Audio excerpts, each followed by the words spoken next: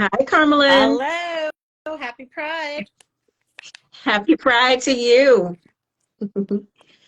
Welcome to everyone who has joined us. We will be getting started shortly. I think our other guests should be up, but I'm really excited about this conversation and glad to be able to see you, um, one of my former colleagues. So thank you so much for joining us. So happy to be here. Thanks for inviting me, Jerica. Um, Hi, Tony. Hello, everybody. Sorry, I had a little problem logging in. No worries. Look, you all are right on time. And I just want to say hello to everyone who is joining us. Please drop a note. Let us know where you are tuning in from, where you are, if you're a member of the movement, why you're excited for this conversation. And as you know, I really want this to be interactive. So if there are questions that you all have or comments that you want to make during the conversation, I promise you, I will do my best to lift them up. But let's jump right in. So good evening, everyone. I'm Jerica Richardson. I serve as a Senior Vice President for Equitable Justice and Strategic Initiatives at the National Urban League. And tonight's Justice Now conversation is focused on pride, and really focusing and talking about the right to live our truth. And how important it is to have this conversation now. It's been over 40 years since we've been talking about the Stonewall riots, and I really want to tune in and focus on what the fight looks like in 2023. We know there's a lot going on, so I'm looking forward to this conversation. And I am joined by two amazing leaders who I will introduce to you all, but then I'm going to turn really this conversation over to you, Carmelyn and Tony. I want us for it to be free flowing, for us to kind of jump in and kind of share any thoughts that come to mind. But Carmelyn Morales is the former chair and commissioner for the New York City Commission on Human Rights. And that's the agency tasked with combating discrimination in New York City. And I want to add that during her tenure, Carmelyn is a former colleague of mine from the city. The New York City human rights law was amended over 20 times to expand protections in the city, which is a huge accomplishment. I'm going to give you a virtual applause on that. Thank you. Because I know this work is so important. And you continue to be involved and engaged in the fight today. I know you're a frequent speaker and commentator on equity-based leadership, human rights, all the issues involving diversity, and looking forward to hearing a little bit more from you. And we are also joined by the fabulous Tony Newman. So Tony, my team has been raving about you. I got reports from my colleague, Alex Rias, who had the opportunity to connect with you at a conference recently. And so for those of you who may not know Tony, Tony Newman is the director of the Coalition for Justice and Equality Across Movements at the National Minority AIDS Council. Really long title, but because it's important, because you're doing amazing things. And then I also want to add, in addition to a number of things, Tony is also a faculty member at the Transgender Strategy Center and is the chair of the board of the directors for Trans Can Work. So there are many things that you all are doing in the community, but just wanted to lift up each of those. So I just want to jump right in. Carmelyn, I'll go to you first, and then Tony, I'll look to you. I really think it's important when we have these conversations to understand the why, why folks engage in the work they do. And so I want, if you could all take, each of you could take 2 or 3 minutes to tell us a little bit about your personal journey and what drove you to this work. Sure. Thanks for that introduction, Jerica. And Tony, I'm so sad to say that we have never met in person, but it's really lovely to be, kind of sharing space with you here, in this gathering. So thank you to Jerica and, her staff for pulling us together like this. So for me, as Jerica said, I'm the former chair and commissioner of the New York City Commission on Human Rights. Prior to that, I was a civil rights and workers' rights employment law attorney. I've always said that human rights work is incredibly personal to me. So I am a queer Filipino American with, you know, biracial children, immigrant parents, an immigrant wife. And, you know, I'm always drawn to how much interconnectedness that we all have as communities, and seeing why the fight for human rights is not just about one community or two communities or three communities. It's really about the ways in which we enrich the lives of everyone in community. Because in reality, you know, no one is just one thing, right? There's multiple ways in which different communities or different experiences, different parts of our identity are affected with either the respect of human rights for other people or the loss of human rights for other people. So I've always come to this very personally. And, you know, both in my time as a practicing attorney and then, you know, especially in my public service working for the government, for me, it was really important to make sure that one, you know, the full, you know, kind of 360 of my experience as a human being, as a lawyer, as a mother, as a lesbian, as a queer person in community, but all of that was also just represented, and I brought that every day to my work in public service.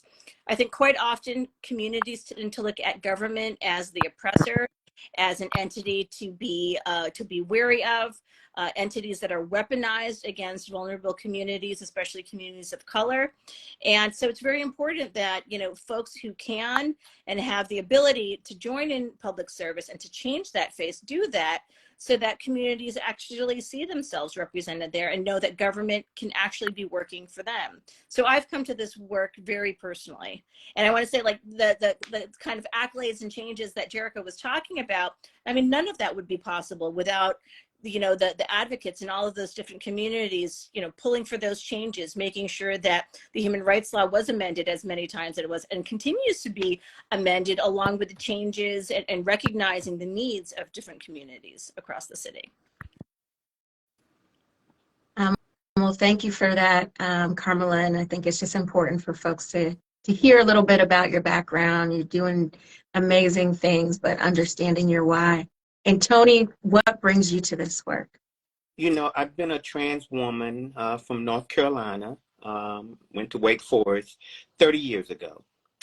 And we had no services in North Carolina at that time. And I moved to New York to really find myself and be my authentic self, which I have done. And how I landed here today is I've been a CEO 3 times, St. James, the Lyric Foundation, and the Black AIDS Institute.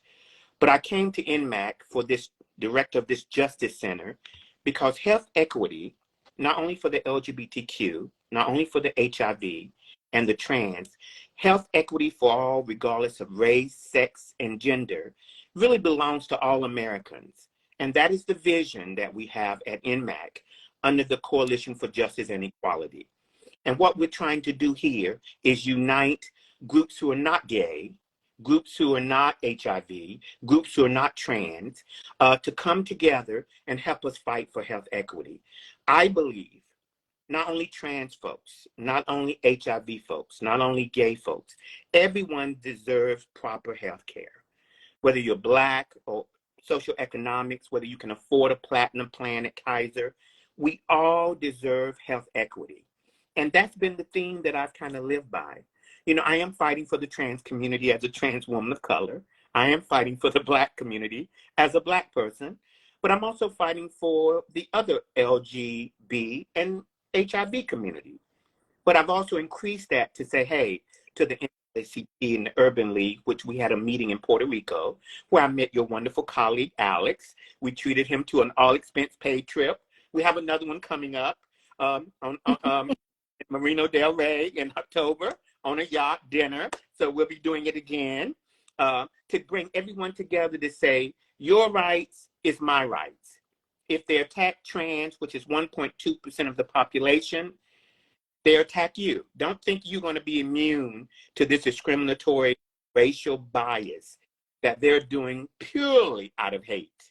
They're not thinking about health equity. They're not thinking about you need health care. They're just being hateful. So we're bringing all that together under the theme of health equity for all.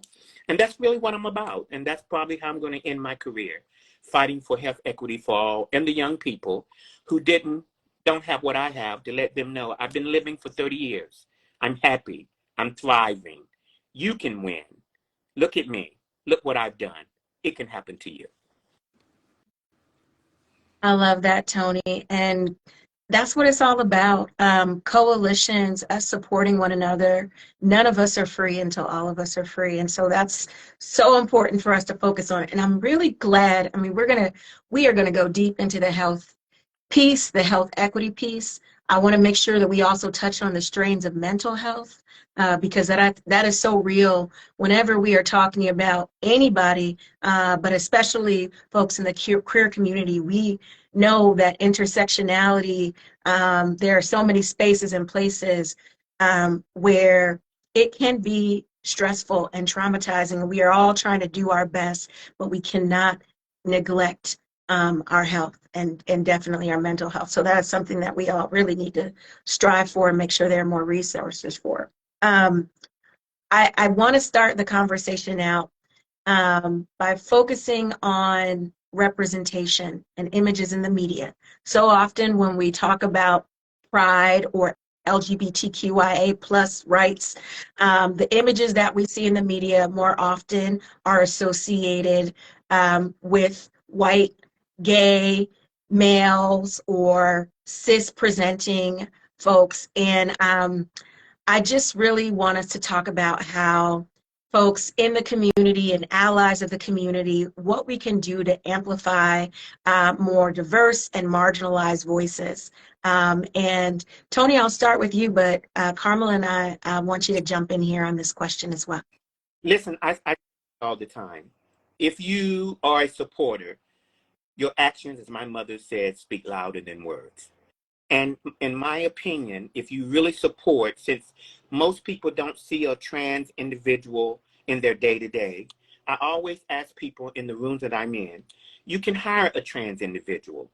They don't have to be your CEO, but giving them employment, giving them opportunities, putting them in positions that they are qualified for. I'm not saying hire them if they're not qualified, but I think we can hire more people who look like trans folk in the jobs that are being advertised, and also supporting trans organizations. I'm working with 10 organizations that are trans related, some of the biggest in the country. And I ask that you put your money where your mouth is and support them financially. If you can't support financially, volunteer. So if you can't give money, volunteer your time. But I always say, and I always focus on the trans aspect, please hire trans individuals. There are a lot of qualified trans individuals with masters and doctorates looking for jobs. So let's hire them and put them in positions. Because most of the rooms that I'm in these days, I'm the first trans person they've had lunch with. And I've been in this movement for 30 years. And that to me is very sad, that you haven't met anyone like me ever in 20 years. So I think representation in jobs. I know we have Pose and they're great. Angelica Ross and all of them, they're fabulous on TV, but that's entertainment. How we really get to support folks is to see them in our day-to-day activities. Hang out with them, learn who they are, because we're all the same. We have families, we have partners, we have mortgages, we have car rent.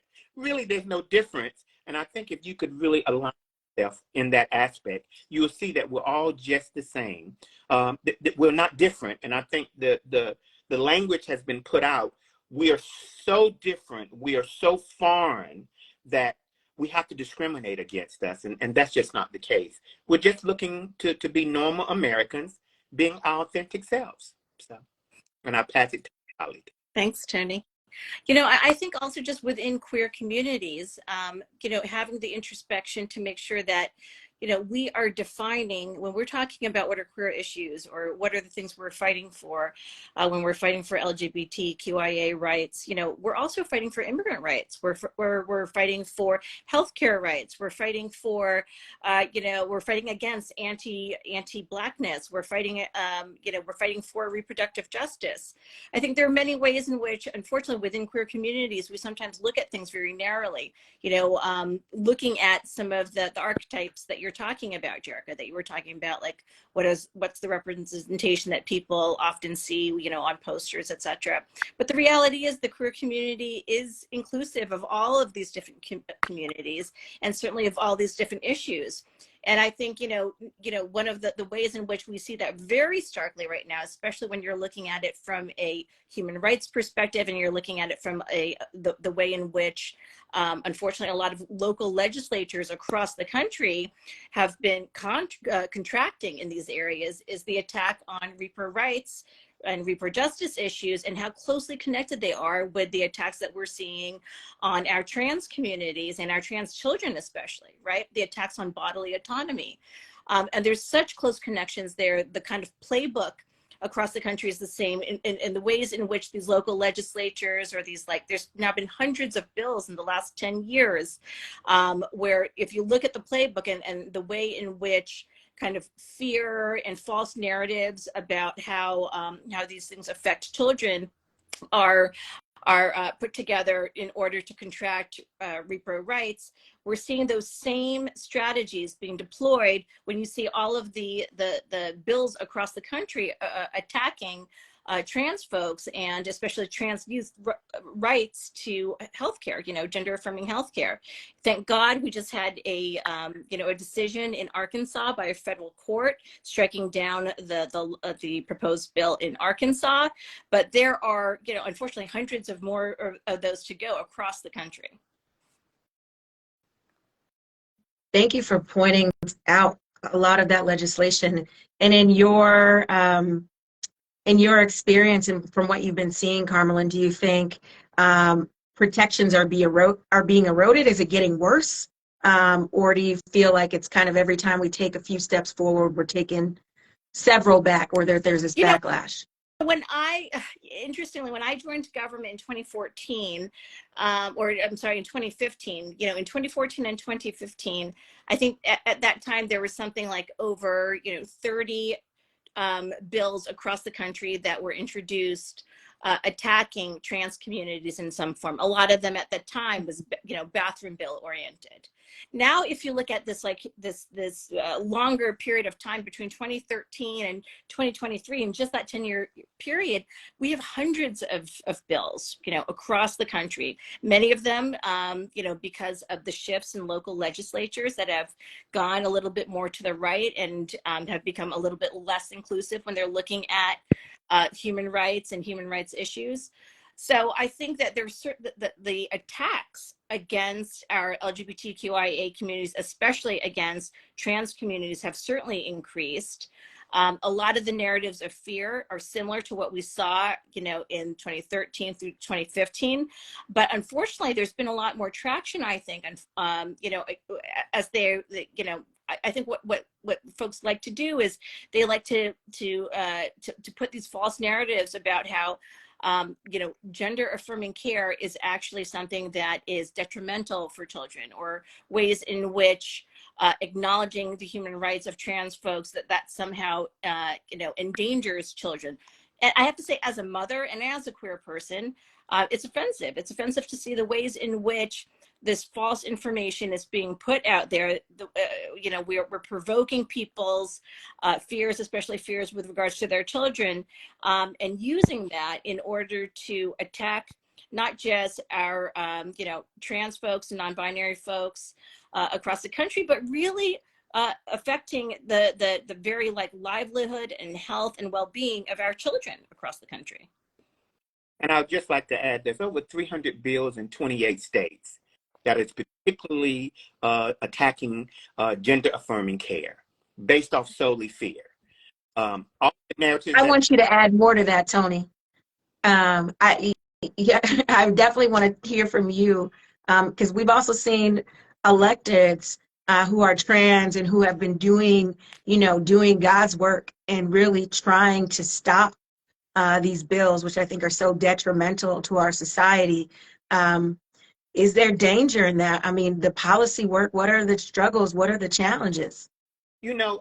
Tennessee started, with transgenders trying to ban drag queens, saying it's illegal for you to take a child. And that was shut down because that's unconstitutional legally. But all of this stuff is just based off discrimination and fear. You know, I went into a meeting with a far right person asking them, what is it about the trans community that you're afraid of? Oh, you're turning these children into this and that. And no, that's not happening. They're having surgeries at 14 years old. No one has a surgery until they're 18 years old. There's no surgeries being done on these young people getting gender affirming care. So there's just a lot of false narratives told to them, and they've just taken it as wholehearted gospel. That's just not true. I've been living this life for 30 years. I know about 100 youth who are transitioning. I worked at a youth foundation where we had hundreds of youth transitioning. Nobody was harmed. We had therapists and psychiatrists and medical doctors, some of the best care in the world, and they were quite happy in California. But if you're in these other 28 states, you know, they're using fear and false narratives to kind of drum up. And of course, they're using God. I'm from North Carolina, the Bible Belt. God has said you created man and woman, not a third gender. And I don't get involved in the Bible aspect. That's just your belief, and everyone has a right to believe what they want. But the false narrative and the discrimination is where I really point my efforts to say this is not true.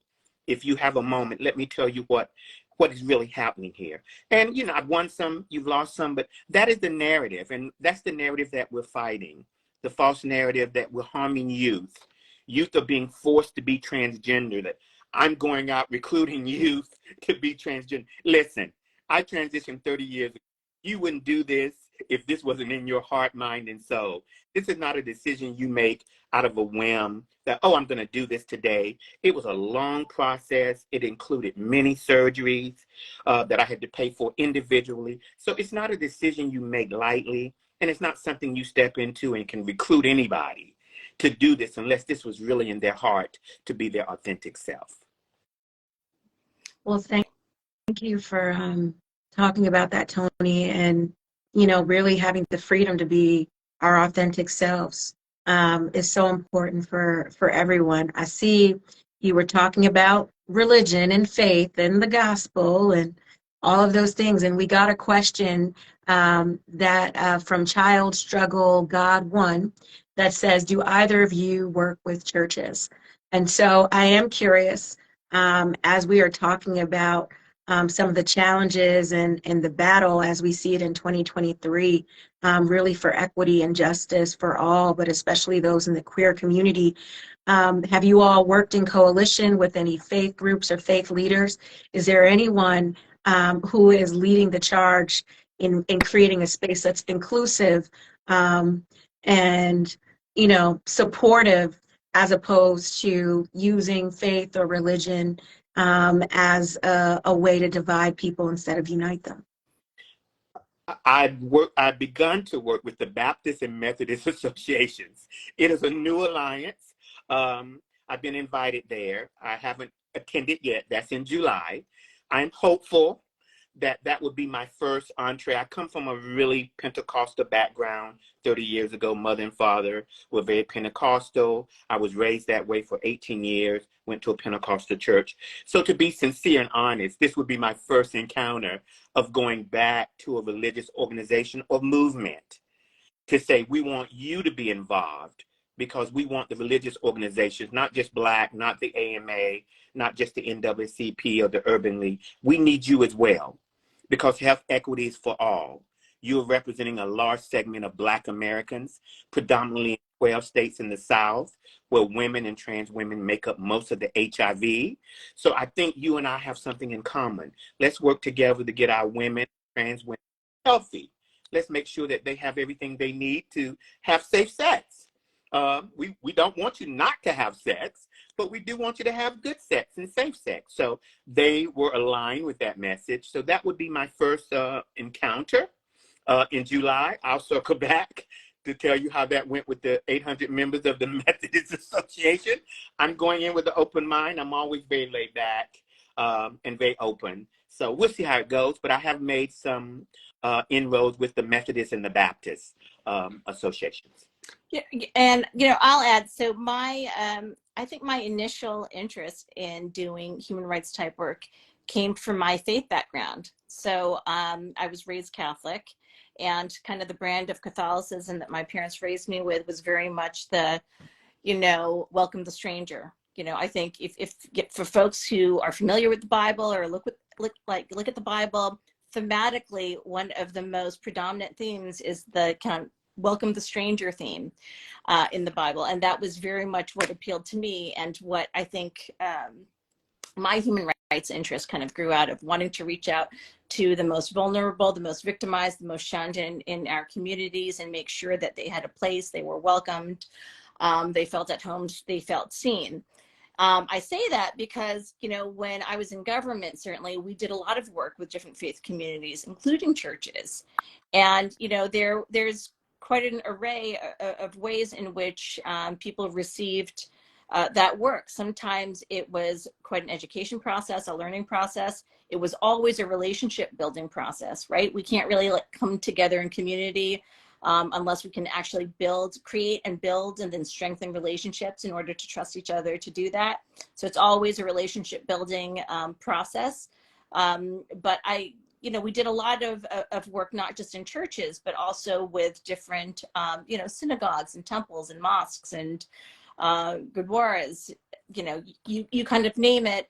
When we were in government, we were really trying to reach out on, multiple issues. Again, seeing the ways in which we are interconnected just as human beings. Something I'll flag kind of timely right now, some people might have heard of an organization called the Mama Bears. I don't know if any of the people who are watching have heard of it, but Mama Bears is kind of this organization it's a lot of mamas who are coming out of religious communities where their children or other queer children have been somehow turned away or somehow shunned because of religious reasons or based on, so-called religious reasons. And so this group of mamas popped up to offer kind of free hugs initially and just love and welcoming, to these children who were kind of turned away and shunned. And, there's been a documentary made about them called Mama Bears. So folks should check that out because it's become a whole community across different churches of, again, people who are saying, we're people who have a shared faith. We're people from religious communities, and we also love our children. We love them in their totality, including their queerness. And for folks who have that interest, I think it's kind of something very heartwarming and something that they might want to link up with. That's great. And thank you for sharing that. So for hashtag Mama Bears. So for anyone who is not familiar, I feel like I learned a lot in, researching and preparing for this show. So thank you for lifting that up, Carmelyn. And I think that's so important that we're creating space where people can receive, feel loved, supported, and affirmed. And it really ties into, I think we touched on it a little bit earlier, about mental health. There is just so much trauma that is happening in this world, in this country, to so many communities, and especially in this day and age, the queer community and the intersectionality in that community. If you are of color, if you have difference of any kind, it just feels like there's layers upon layers upon layers. And so I would love to hear from you all any words of wisdom or guidance that you would give to any of the folks who have tuned in about really the importance of protecting one's mental health and acknowledging the trauma that we have experienced and received, whether it be a personal experience or just guidance or resources. I think it's really important for us to talk about these things and really also acknowledge we're still in a pandemic. We are still feeling the repercussions and the consequences of that. And so it just piles on to a lot of the challenges that we see on the day-to-day in dealing with discrimination and showing up and being in spaces and being seen as our authentic selves. I've had a therapist for 10 years, and I know in the Black community, when I go home to North Carolina and say that, what are you, depressed? Are you sick? they don't get it, but mental health is very important. Both me and my husband have a therapist. I think it's important, especially to the Black and the minority community. If you feel you need someone to talk to, besides your family members, besides your inner circle, it can do wonders. Don't be afraid to reach out and ask for help if you need that. If you're of the LGBTQ community, reach out at your local LGBTQ center, and don't be ashamed to get your help that you need, no matter where you come from. Sometimes we all need someone to talk to, someone to sit and analyze ourselves and help us get on the right track. So I would say get rid of the shame and the fear and walk into the light of your mental health and get the mental health that you need. It's a wonderful thing. I've had it for 10 years, and I would recommend it to anyone that needs it. Please go and get a therapist. And I think most insurance carriers, if I'm not mistaken, I think 85% of the insurance carriers in America covers mental health. Mine is covered through my employer, and so is his. So it is of no cost. So let me put that out there, because they say, how much is that? $200 an hour? No, it's free. So it's no cost. Look under your health plan, under your wellness aspect of your health plan. There should be some aspect of you getting wellness and mental health. I recommend it strongly. Reach out to me. I know a lot of therapists. If you're on the call and you feel like I don't know what to do, please reach out to me, and I'll be glad to help point you in the right direction, and work with your insurance carrier and getting you the help you need, because it's important that we don't let ourselves get down in an area that we can't get out of.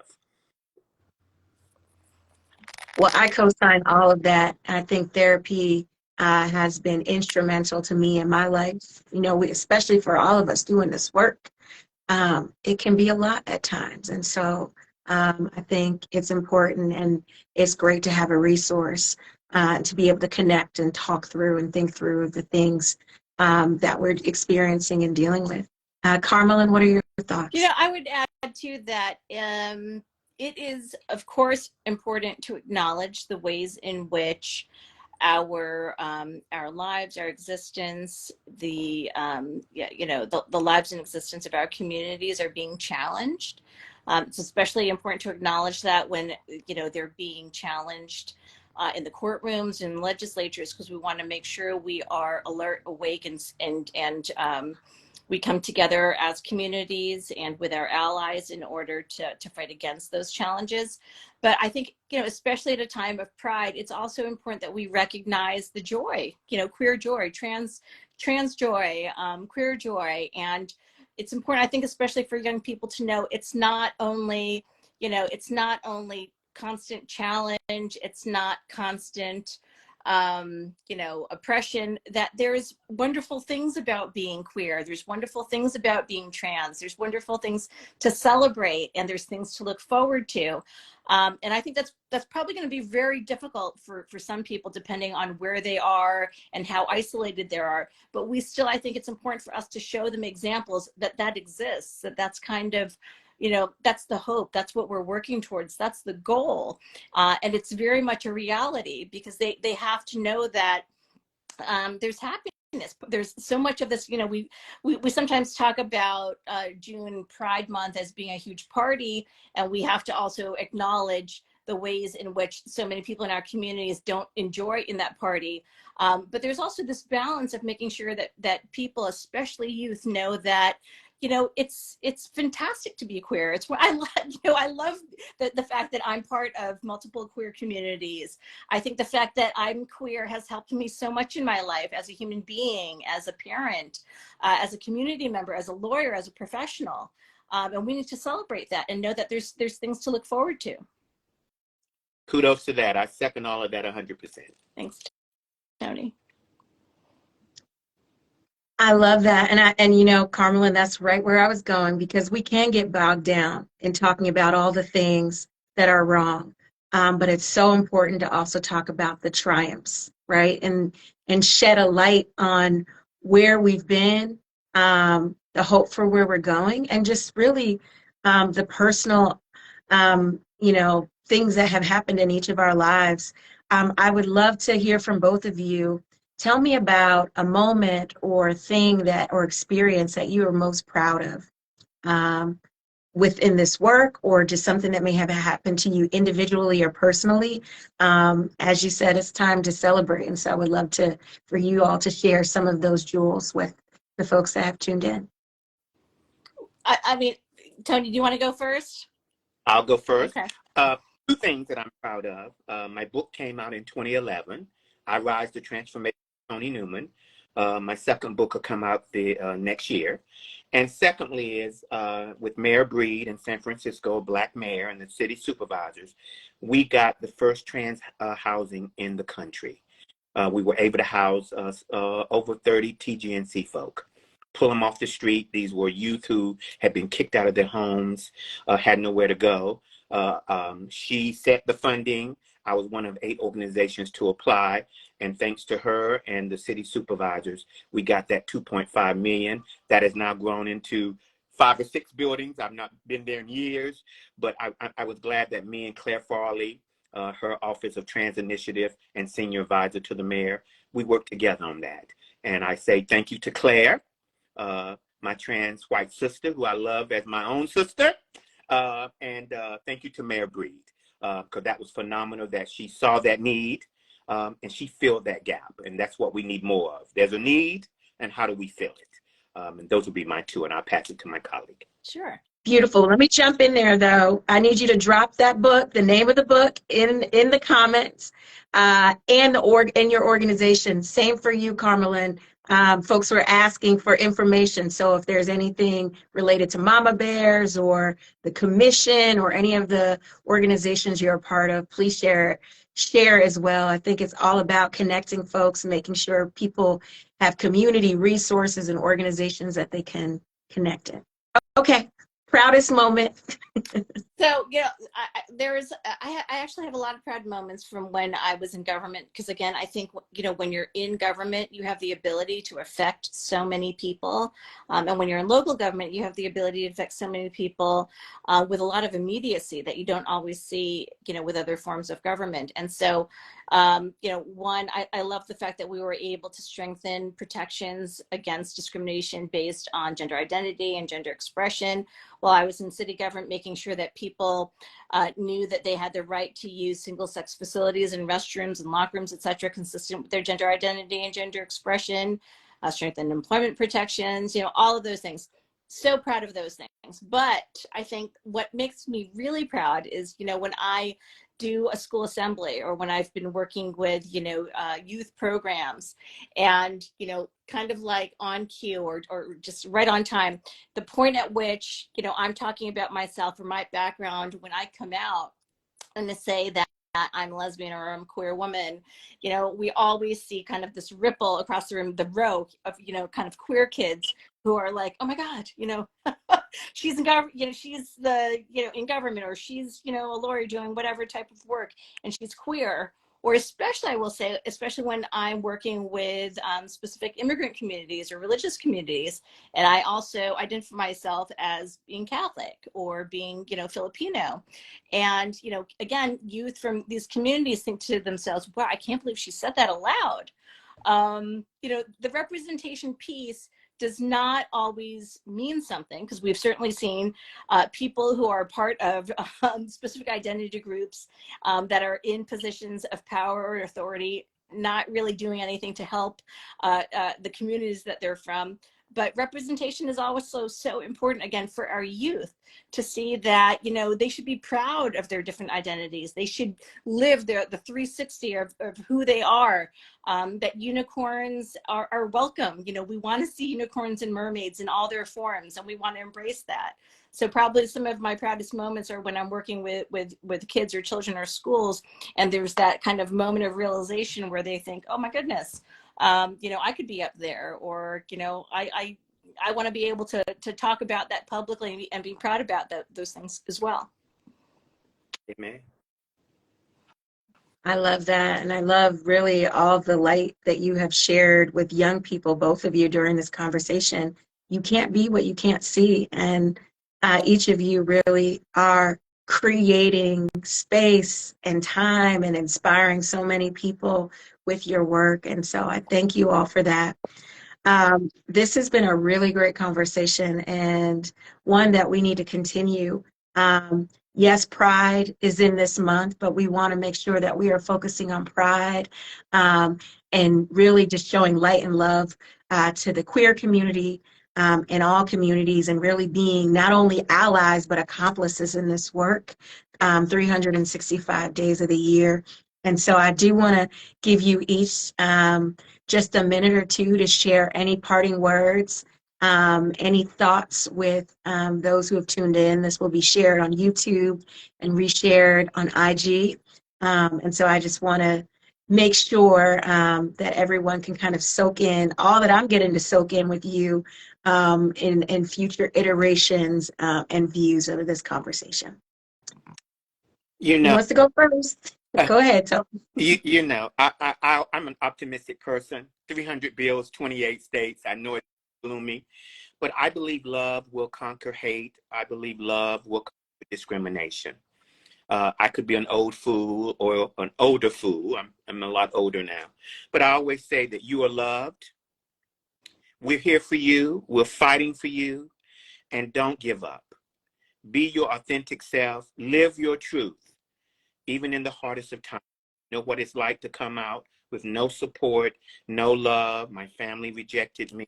Church rejected me. I understand that agony and that pain.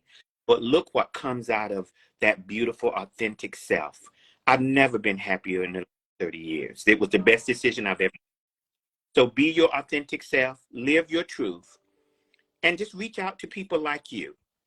If you can't find it in your own home, in your own church, in your own family, I'm here. We're here. So there's people out here willing to support and love you because we are good people. You are a good person. And I'm sending you all the love in the world. And I'll pass it to my colleague. Thanks, Tony. I would also say, for people who can, please do. Meaning that there are so many ways that we can be supportive of people who can't or who have, so many other challenges to being able to either help themselves or help folks in their community. So, keep abreast of changes, in your legislatures. Vote, vote, vote, vote, vote, vote. Voting matters. I mean, we see across the country, again, the reason these bills are popping up is because the ways in which these legislatures have been shifting, right? If you want to make sure that you are preserving rights, you got to vote and make sure you're getting out there. You got to keep informed about who is on your school boards or join your school board or who is your local elected officials. For folks who can donate time to, Tony was talking about local LGBT centers or LGBTQIA centers. They're so important. They are, for so many, especially queer youth, the first place that they will go to for help or support or care, just basic love and acceptance. Donate. Donate to the organizations, community-based organizations, as well as the national organizations doing impact work. One of the other hats I wear is I'm on the board of Stonewall Community Foundation. That, again, is a public foundation, a community foundation that helps to fund organizations across the country, especially those specifically in community that are kind of on the front lines doing these work in communities that we've been talking about.